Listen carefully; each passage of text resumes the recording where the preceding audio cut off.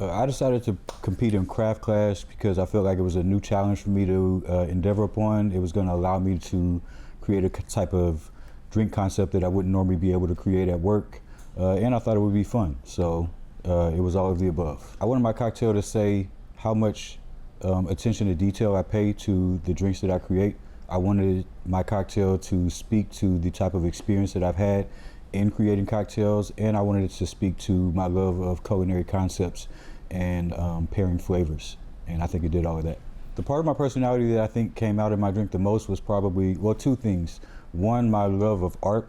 So I feel like a lot of times in art, your painting or your poem or whatever it is almost never really finished. And when it came to the drink for my craft class cocktail, I was literally working on concepts on that drink up until the night before, even up until the morning before.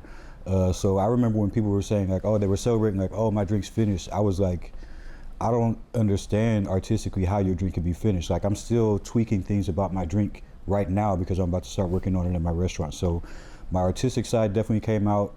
And then also my love for cooking also came out. When I was creating that drink, one thing I thought about was when I watch cooking shows and I see these Michelin star chefs put these dishes together, it might be something that's maybe only 3 small ingredients that you see on the plate, but in each of those 3 components, there's all of this preparation and work and flavor that's been built into each of those components. So I tried to take that thought process and put it into my cocktail as well.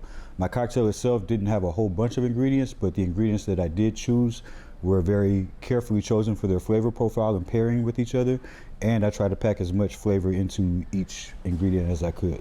Winning was a lot of things for me. Winning was very validating. It was fun, but more than anything, I guess it was very validating because a lot of times, like I said, I don't get a chance to really execute ideas the way I would really want to because I have to be in the parameters of, you know, wherever I'm working. So this really gave me a chance to take what I love to do and do it without any type of restriction.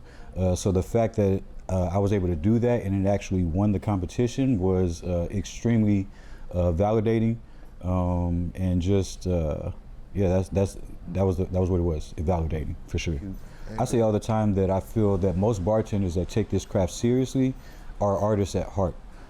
So I speak to bartenders all the time that have ideas, including myself, that have ideas that never really truly get to be expressed. So things like craft clash, or even things like mobile bartending, or any other type of event like this where you really get to flex your creativity without any type of restrictions is good for bartenders. So being a mobile bartender, I've done, you know, networking events, I've done open houses, I've done, you know, weddings. So this is actually right up my alley. So I think my clients really appreciate the fact that I can take my creativity and the level of service that I have at my job and bring it to a place of, you know, wherever they want me to bring it to.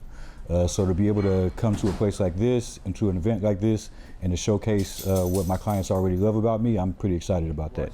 I think when somebody walks into Cocktails Unknown or they walk into Small Talk, the event, what I want them to understand about me personally is what my passion is as a bartender, what I believe bartending actually is. It actually goes far beyond making the drink. What bartending actually is creating a space for people to enjoy each other.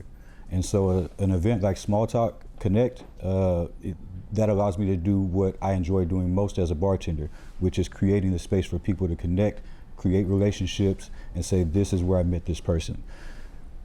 In events like that, where families meet, friends meet, special events are happening, the cocktail, for me, is always in the background. It's not necessarily in the forefront, but the cocktail should be well made. It should be something that they pay attention to.